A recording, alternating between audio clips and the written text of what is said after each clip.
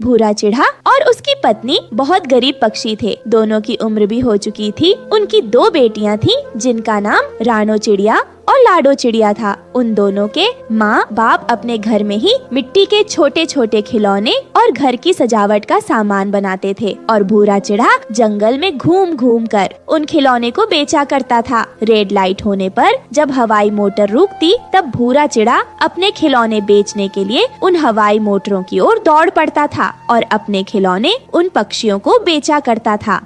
तोता भैया, ये खिलौने ले लो। मिट्टी के खिलौने हैं, हाथ से बने हुए। आप इन्हें घर में भी सजा सकते हो। ये बहुत ही मजबूत खिलौने हैं। साहब ले लो ना। अरे नहीं, नहीं चाहिए। पर ये खिलौने कितने का दे रहे हो? भैया जी, 200 रुपए का है। ये खिलौना ले लो ना। इतना महंगा? इससे अच्छा तो मैं दुकान से खरीद लूंगा। वहाँ बहुत मजबूत और टिकाऊ अच्छे सामान मिलते हैं। तुम्हारे सामान की तो कोई गारंटी भी नहीं है। चलो भागो यहाँ से, मुझे कुछ भी नहीं चाहिए। ये बात सुनकर भूरा चिड़ा उदास हो जाता है। भूरा चिड़ा के लिए उन खिलौनों को बेचना एक चुनौती भरा काम था। उसे पक्षी देखना तो दूर अपना मुंह फेर लेते थे। अपनी पत्नी के बनाए हुए सामान को बेचने के लिए वो बहुत मेहनत करता था। इसी दौरान एक दिन भूरा चिड़ा सामान बेचने के लिए जल्दबाजी में रास्ता पार कर रहा था कि अचानक सामने से आ रही एक तेज रफ्तार हवाई मोटर ने भूरा चिड़ा को जोरदार टक्कर मारी और भूरा चिड़ा वही जमीन पर गिर गया। इस हादसे में भूरा चिड़ा की मृत्यु हो गई। भूरा चिड़ा की लाश जब घर लाई गई तो उसकी पत्नी यह सदमा बर्दाश्त नहीं कर सकी और उसकी भी मृत्यु हो जाती है। भूरा चिड़ा की मौत के बाद उनकी दोनों बेटियां अनाथ हो गईं। लाडो चिड़िया जोर जोर से रोने लगी और अपनी बड़ी बहन रानो चिड़िया से कहती है, मेरी बहन, मैं हूँ ना, तेरी बड़ी बहन हमेशा तेरे साथ है। मैं तेरा ख्याल रखूंगी। तुझे कभी भी माँ और पिताजी की कमी महसूस होने नहीं दूंगी। दीदी, अब हम क्या करेंगे? कहाँ जाएंगे और क्या खाएंगे? हमारे पास तो पैसे भी नहीं है जिससे हम अपना गुजारा कर सके।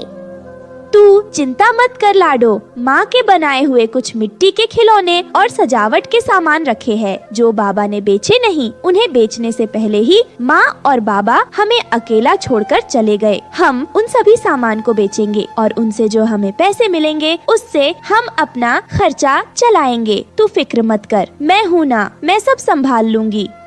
फिर दूसरे दिन रानो चिड़िया और लाडो चिड़िया जंगल के किनारे बैठकर बचे हुए मिट्टी के खिलौने और सामान बेचने लगती है। उन दोनों बहनों को सामान बेचते हुए देखकर जंगल से गुजरने वाले राहगीरों का दिल पिघलने लगा और वो पक्षी रानो चिड़िया और लाडो चिड़िया का सामान खरीदने लगे। ये सामान कितने का है चिड़िया, बताओ जरा। मेम साहब, सिर्फ 100 रुपए का है। ले लो ना, ये बहुत ही मजबूत, टिकाऊ, सुंदर सामान है और वो भी बहुत सस्ते दाम में। ये सुनकर गोरी उन दोनों अनाथ बहनों से कहती है, बहुत महंगा है ये सामान, मैं तो 50 रुपए ही दूंगी। ठीक है मैडम, आप इसे 50 रुपए में ही ले लीजिए। तभी वहाँ एक और पक्षी आता है और वो उनसे कहता है, अरे चिड़िया, ये खिलौना और ये बर्तन दो मुझे। ठीक है, ये लीजिए, आपके पूरे 100 रुपए हो गए। इस तरह से रानो चिड़िया और लाडो चिड़िया की ठीक ठाक कमाई हो गई थी। शाम को दोनों बहन घर लौट कर आई तो रानो चिड़िया कमाए हुए पैसों को गिनने लगी। तभी उसकी छोटी बहन लाडो चिड़िया उससे बोलती है, दीदी, आज तो पूरे 300 रुपए की कमाई हुई है। मजा आ गया आज तो। बस ऐसे ही हमारी कमाई होती जाए तो हमारी जिंदगी कितनी आसान हो जाएगी। हमें फिर गरीबी का सामना नहीं करना पड़ेगा। हाँ लाडो, आज तो ठीक ठाक कमाई हो गई है, लेकिन इतने से पैसों में हमारा काम नहीं चलेगा। माँ के बनाए हुए सामान जल्दी ही खत्म हो जाएंगे। फिर हमें जल्दी ही सोचना होगा कि सामान खत्म होने के बाद हम क्या करेंगे, क्योंकि हमारे पास बेचने के लिए कुछ भी नहीं होगा। इसलिए तुम ज्यादा खुश मत हो, अभी हमारी परेशानी कम नहीं हुई है।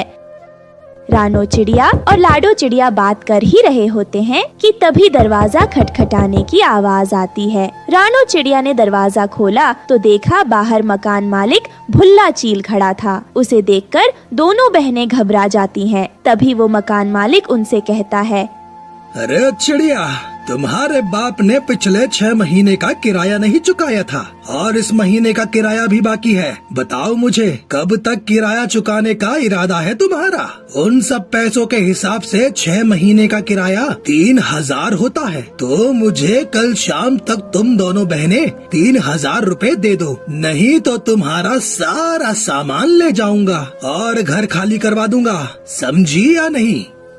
ये सुनकर वो दोनों बहनें भुल्ला चील से विनती करने लगती हैं। सेठ जी, आपको तो पता है ना, हम अनाथ हो गए हैं, हमारा इस दुनिया में कोई भी नहीं है। इतनी बड़ी रकम हम कहाँ से लाएंगे, वो भी इतनी जल्दी? आप हम पर रहम करो, हमें थोड़ा समय दे दीजिए। हम आपसे वादा करते हैं कि थोड़ा थोड़ा करके आपका किराया जरूर चुका देंगे। आप फिक्र मत करो, बस हमें थोड़ी और मोहलत दे दो। तो ठीक है, तुम दोनों बहनें आज से ही शुरुआत कर दो। लाओ, आज के पैसे मुझे दो, जितने भी पैसे हैं तुम्हारे पास सब मुझे दे दो। फिर भुल्ला चील रानो चिड़िया के हाथ से सारे पैसे छीन लेता है और वहाँ से चला जाता है। वो दोनों बेबस खड़ी खड़ी ये सब देखती रह जाती है। फिर दूसरे दिन लाडो चिड़िया और रानो चिड़िया ने मिट्टी के खिलौने बेचकर जो भी कमाया वो भी जालिम चील ने किराए के नाम पर उनसे छीन लिया। ये देखकर वो दोनों बहुत गुस्सा हो जाती है। दीदी, इस तरह से तो हम एक भी पैसा इकट्ठा नहीं कर पाएंगे। हमारे पास कुछ खाने के लिए भी पैसे नहीं हैं। अब हम क्या करेंगे? हाँ लाडो, तुम बिल्कुल ठीक कह रही हो। कल उस मकान मालिक को आने दो, मैं उससे साफ साफ टुकड़े में मना कर दूंगी। हमारे पास उसको देने के लिए एक भी पैसा नहीं है। वो दोनों बहनें ये सब बातें कर रही होती हैं, तभी अचानक तेज बारिश शुरू हो जाती है और मकान मालिक फिर दोबारा उनके घर आता है। हाँ तो रानो चिड़िया बताओ, अब तुम्हारा क्या कहना है? इतने दिन हो गए, पैसों का इंतजाम हुआ है या नहीं? चील अंकल, अब कौन से पैसे, आप वैसे भी हमसे अब तक बहुत पैसे ले चुके हैं, बस अब और नहीं। अब हम आपको एक फुटी कोड़ी भी नहीं देंगे, आपको जो करना है कर लो। ये सुनकर भुल्ला चील आग बबूला हो जाता है। अच्छा, तेरी इतनी हिम्मत, तू मुझे ना करेगी। देख अब मैं तेरे साथ क्या करता हूँ। सुनो साथियों, जितना भी इनका सामान है उसे उठाकर घर से बाहर फेंको, और हाँ, उसके बाद इन दोनों अनाथ बहनों को भी धक्के मारकर घर से बाहर निकाल दो। ये सुनकर भुल्ला चील के साथी पक्षी उन दोनों का सारा सामान बाहर फेंक देते हैं और उन दोनों को भी घर से बाहर निकालने लगते हैं। मालिक रहम करो हम पर, हमें इस घर से बाहर मत निकालो। अभी बाहर बहुत तेज बारिश भी हो रही है, हम कहाँ जाएंगे? हमारे पास रहने के लिए कोई आसरा भी नहीं है। मगर भुल्ला चील उन दोनों बहनों की एक भी नहीं सुनता और उन दोनों अनाथ बहनों को बारिश में बेघर कर देता है। वो दोनों बारिश में भीगती हुई रोती बिलखती एक पेड़ के नीचे आकर बैठ जाती है। दीदी, अब हम क्या करेंगे? इस बारिश में हमें कोई आसरा भी नहीं देगा, हम कहाँ जाएंगे? लाडो, तू परेशान मत हो, भगवान हमारी सहायता जरूर करेंगे। वो हमें कोई ना कोई रास्ता जरूर दिखाएंगे। तभी उन दोनों बहनों को किसी पक्षी के रोने की आवाज सुनाई देती है। वो बारिश में भीगती हुई उस आवाज के पीछे जाती है। वो वहाँ जाकर देखती है कि एक पिंजरे में एक चिड़िया कैद है और वो मदद की गुहार लगा रही है। लाडो और रानो चिड़िया बिना कुछ सोचे समझे उसे आजाद कर देती है और वो चिड़िया बाहर निकलकर एक सुंदर सी परी में बदल जाती है। उसे देख दोनों बहनें दंग रह जाती हैं। अरे बाप रे, ये तो एक जादुई परी है। हाँ, मैं एक जादुई परी हूँ और तुम दोनों का बहुत बहुत शुक्रिया जो तुमने मुझे इस पिंजरे से आजाद किया। और तुम परेशान मत हो, मैं तुम दोनों बहनों की सारी परेशानी जानती हूँ और मेरे पास उसका उपाय भी है। सच में परी जी, आप जानती हैं हम दोनों बहनों के पास रहने के लिए कोई आसरा नहीं है और इस बारिश में हम ऐसे ही भीगते रहे तो हम बीमार पड़कर मर जाएंगे। लाडो चिड़िया और रानो चिड़िया, तुम दोनों की इस परेशानी का हल है मेरे पास। ये कहकर परी अपने जादू से वहाँ पर एक जादुई बैंगन का घर बना देती है जो दिखने में बहुत सुंदर था। उसे देखकर वो दोनों बहनें बहुत खुश होती हैं। अरे वाह, ये बैंगन का घर तो बहुत सुंदर है। ये कोई साधारण बैंगन का घर नहीं बल्कि जादुई बैंगन का घर है। इस घर में तुम्हें तुम्हारी जरूरत की हर चीज मिलेगी और ये जादुई बैंगन का घर तुम्हें बारिश और तूफान से भी बचाएगा। जाओ, अब तुम दोनों इस बैंगन के घर में आराम से रह सकती हो। ये सुनकर वो दोनों बहनें बहुत खुशी होती हैं और परी का धन्यवाद करके उस जादुई बैंगन के घर में खुशी खुशी रहने लगती है। एक बड़े से जंगल में बंटी कबूतर अपनी माँ कबूतरी और पत्नी रानो चिड़िया के साथ रहा करता था। क्योंकि रानो चिड़िया का रंग काला था, इसीलिए कबूतर उसे जरा भी पसंद नहीं करता और हमेशा उसे भला बुरा कहता। पता नहीं पिताजी ने तेरे अंदर ऐसा कौन सा गुण देख लिया जो मेरी शादी तुझ काली कलूटी से करवा दी। तुझसे शादी करके तो मेरी जिंदगी बर्बाद हो गई। ए जी, आप हमेशा मुझे मेरे रंग के लिए ताने मारते हैं। मैं कुछ नहीं कहती, पर इसका मतलब ये नहीं कि आप हर समय सुनाते ही रहे। अगर मैं काली हूँ तो इसमें मेरा क्या कसूर?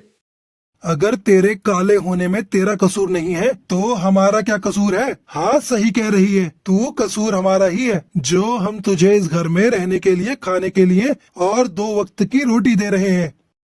इतना बोलकर बंटी कबूतर वहाँ से चला जाता है। बंटी कबूतर को गुस्से में घर से जाता देख बबली कबूतरी रानो चिड़िया के पास जाकर उससे कहती है, क्यों री काली कलूटी, आज तूने क्या ऐसा कह दिया जो मेरा बेटा बिना कुछ खाए गुस्से में घर से चला गया? पर मैंने तो उन्हें कुछ नहीं कहा माँ जी, वही हमेशा मेरे रंग के लिए मुझे भला बुरा कहते हैं और आज भी पता नहीं किस बात पर वो मुझसे नाराज हो गए। अपनी गलती मेरे बेटे के सर मढ़ती है, शर्म नहीं आती तुझे? तुझ जैसी काली बहू पाकर ऐसे में तो हम खून के आंसू रो रहे हैं। क्यों तू अपनी काली शक्ल की तरह काली जुबान खोलती है मेरे बेटे के सामने?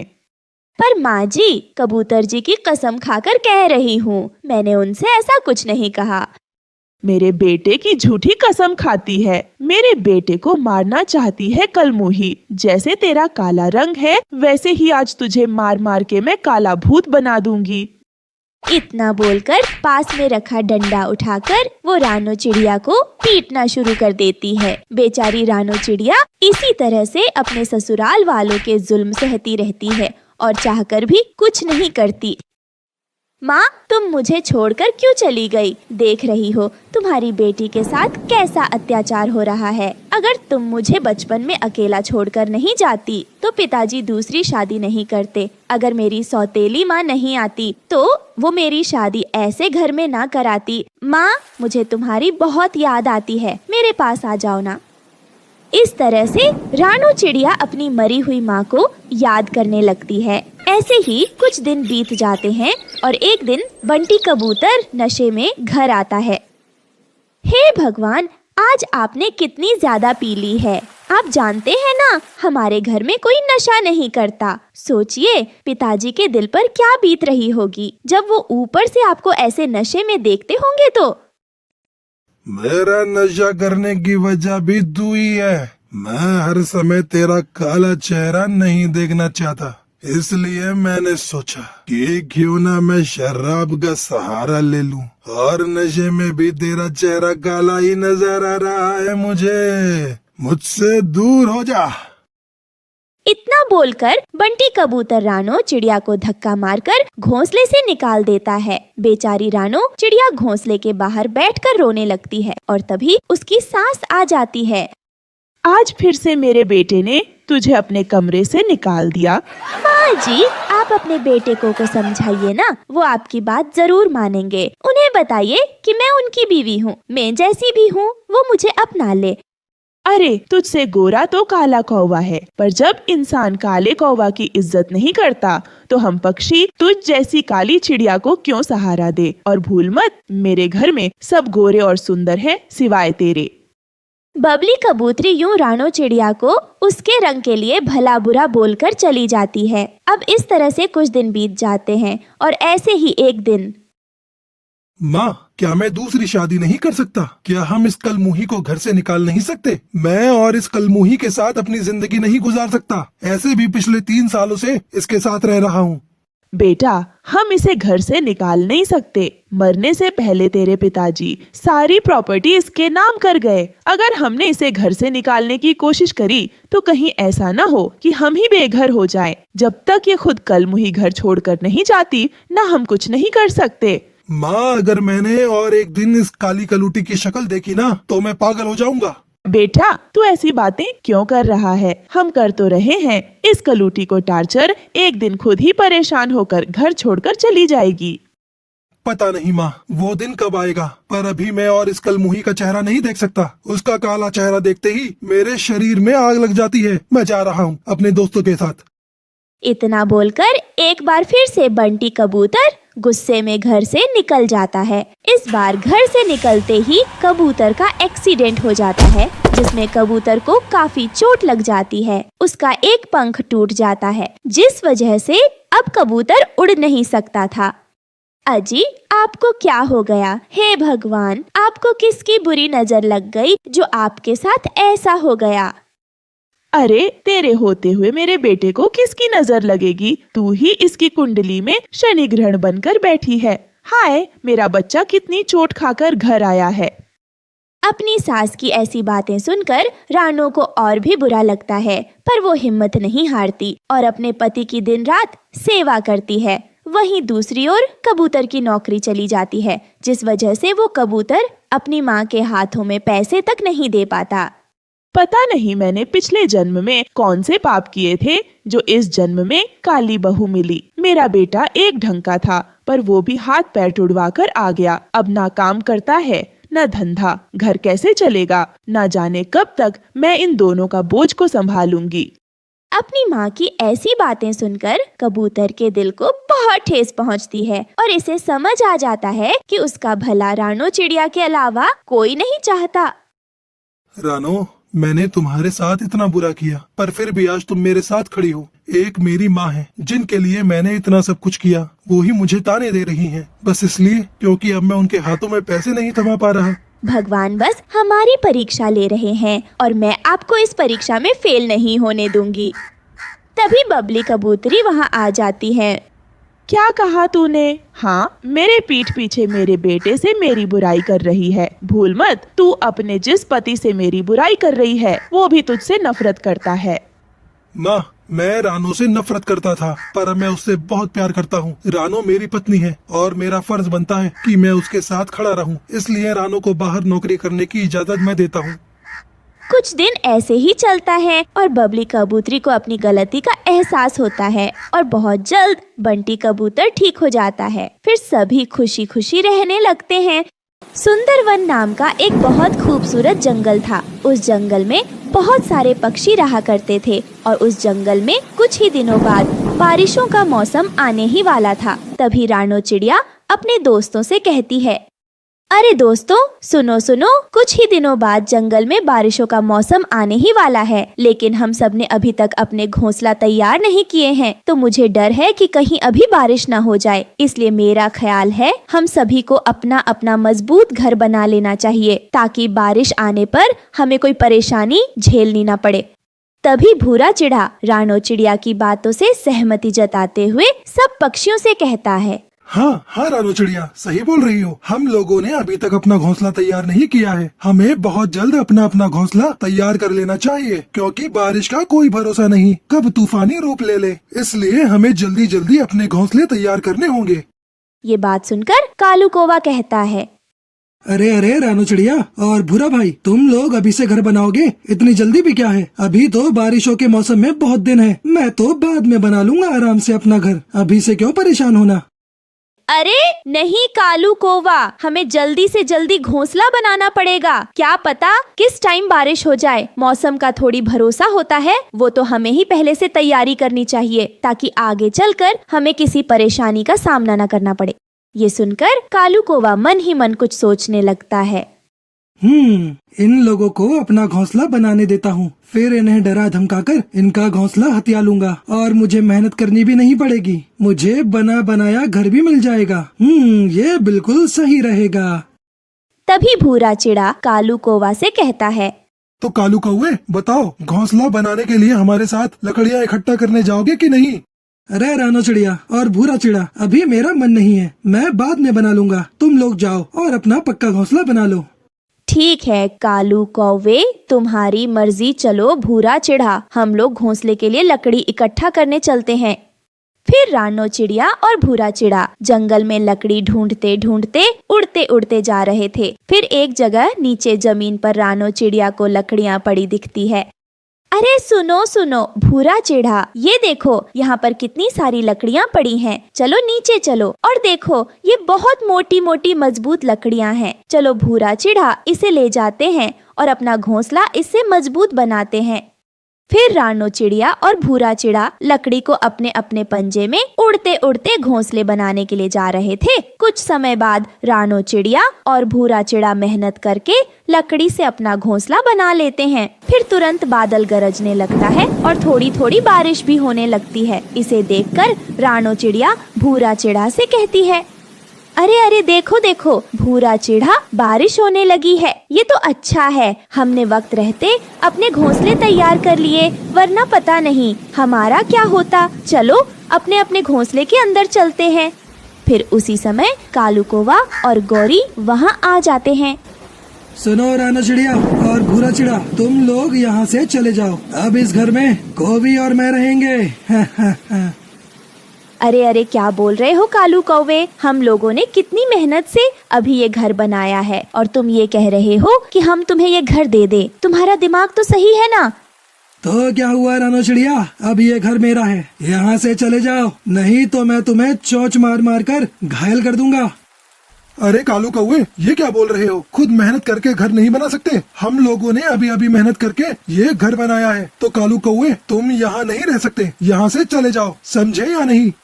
अरे भूरा चिड़ा, तुम ज्यादा बकवास मत करो। अभी बहुत तेज बारिश हो रही है और मुझे रहने के लिए घर चाहिए और ये घर मेरा है। तुम लोग यहाँ से चले जाओ, नहीं तो चोंच मार मार कर तुम लोगों को घायल कर दूंगा। जिंदगी में दोबारा कभी अपनी शक्ल पहचान नहीं पाओगे।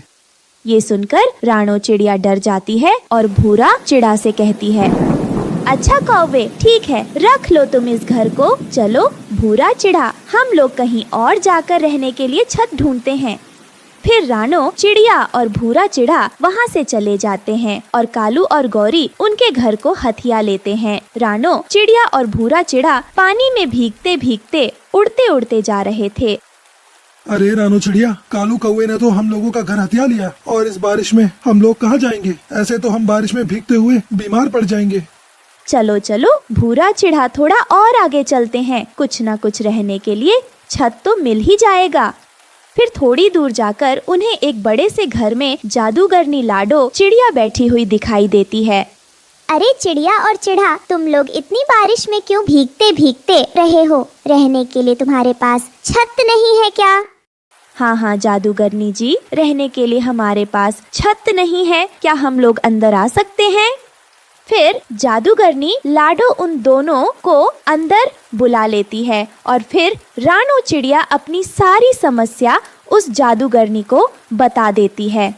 ठीक है रानो चिड़िया, तुम लोगों को रहने के लिए घर चाहिए तो मेरे पास एक जादुई पानी है जिसे पेड़ के जड़ पर डालते ही उसका फल एक बड़ा सा घर बन जाएगा और उसमें तुम आराम से रह पाओगे। उस घर में तुम्हारी जरूरत की सारी चीजें होंगी।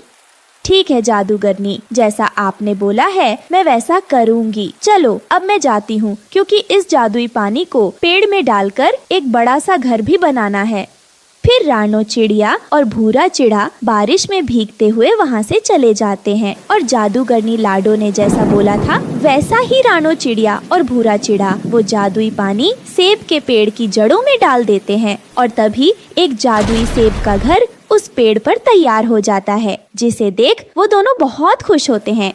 अरे वाह वाह रानो चिड़िया, अब चाहे कितनी भी बारिश हो जाए हमें कुछ फर्क नहीं पड़ेगा, क्योंकि अब हम जादुई सेब के अंदर हैं।